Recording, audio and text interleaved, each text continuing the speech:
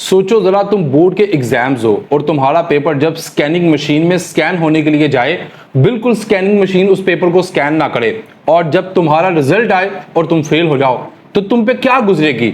आज मैं तुम्हें बताने लगा हूं कि स्कैनिंग मशीन किस इंक को स्कैन करती है और बोर्ड में कौन सा पेन अलाउ है, कौन सा पेन अलाउ नहीं। मेरे पास ये सारे पेपर आ चुके हैं कि बोर्ड ने अपने नया पेन रूल इंट्रोड्यूस करवाया है और उसके मुताबिक बोर्ड ने अपने स्टूडेंट्स को जो बोर्ड के थ्रू एग्जाम्स देते हैं, ये बहुत वार्निंग के साथ उन्होंने बताया कि आपने कौन सा पेन और कौन सी इंक इस्तेमाल करनी है ताकि स्कैनिंग मशीन आपके पेपर को स्कैन करे, आपका पेपर बिल्कुल भी एम्प्टी ना हो। जब बच्चे रीचेकिंग के लिए जाते हैं ना बोर्ड में, तो रीचेकिंग में जाकर कहते हैं कि मैंने ये भी काम किया, ये भी क्वेश्चन लिखा, ये भी मेरे एमसीक्यूज ठीक हैं, तो फिर मुझे फेल क्यों किया गया?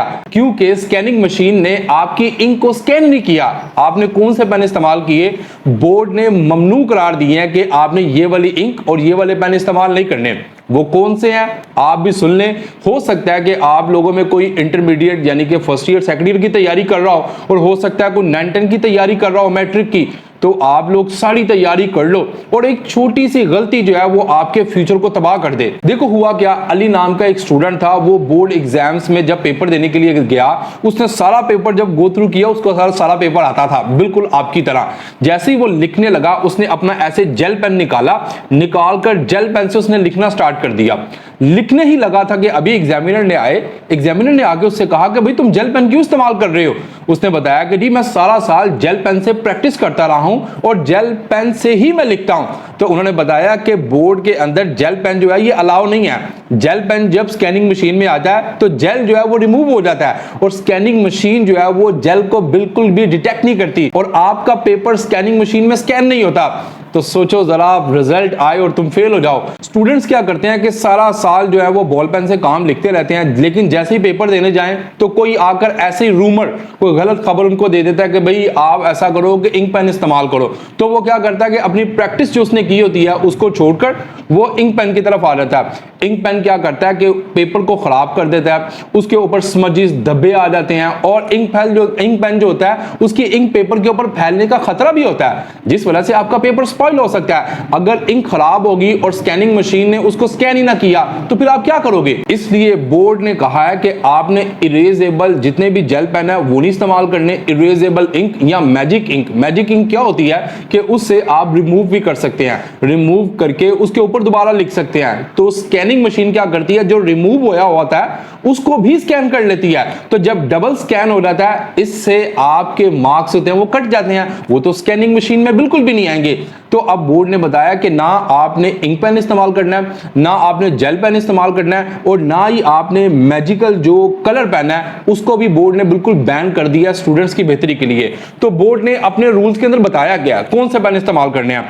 बोर्ड ने बताया कि आप ऐसा करो कि सिर्फ ब्लैक या ब्लू बॉल पेन जो है वो उसको इस्तेमाल करो, क्योंकि ब्लैक और ब्लू पेन जो है वो कभी भी इंक उसकी फैलती नहीं है और दूसरी बात ये कि उसकी इंक जो है वो स्कैनिंग मशीन में इजीली डिटेक्ट हो जाती है और आपका पेपर स्कैन हो जाता है। तो मेरी आप सबसे ये रिक्वेस्ट है कि आप सारा साल इंक पेन या जेल पेन से या इरेजेबल जो मैजिकल पेन होते हैं उनको इस्तेमाल करने की बजाय, उनकी प्रैक्टिस करने के बजाय आप बॉल पेन के साथ प्रैक्टिस करें। जब आप बॉल पेन से प्रैक्टिस करें तो एग्जाम्स में भी आपको लिखने में प्रॉब्लम नहीं होगी, स्कैनिंग मशीन आपका पेपर भी स्कैन करेगी और इस तरीके से आपका रिजल्ट भी जो होगा वही आएगा जो आपने पेपर में लिखा है। अब याद रखना कि बॉल पेन से मुराद ये नहीं है कि आप रेड कलर का ले जाओ, ग्रीन ले जाओ या पर्पल ले जाओ। रेड जो है ये टीचर्स के लिए होता है, ग्रीन और पर्पल जो है ये इंक भी बिल्कुल अलाउ नहीं है। बॉल पेन आपने इस्तेमाल करना है ब्लू या ब्लैक।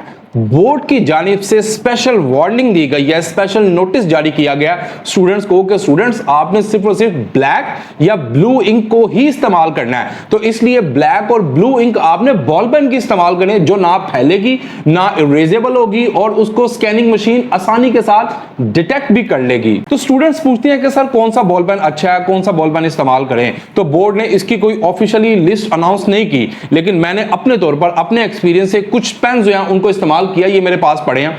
उन पेन्स को मैंने इस्तेमाल करके देखा कि आया ये पेपर के ऊपर फैलते तो नहीं है, इनकी इंक जो है वो हाथ लगाने से सारी पेपर के ऊपर स्प्रेड तो नहीं हो जाती। तो मैंने देखा कि आप ऐसा करें, डॉलर का जो बॉल पेन है वो इस्तेमाल कर सकते हैं, पियानो का इस्तेमाल कर सकते हैं, पिकासो का, गोल्ड फिश का जो क्लासिक पेन है ये भी आप इस्तेमाल करते हैं। इसकी भी इंक जो है पेपर पे स्प्रेड नहीं होती और ना ही इसकी इंक जो है ये लीक करती है, जिससे आपका पेपर खराब भी नहीं होगा।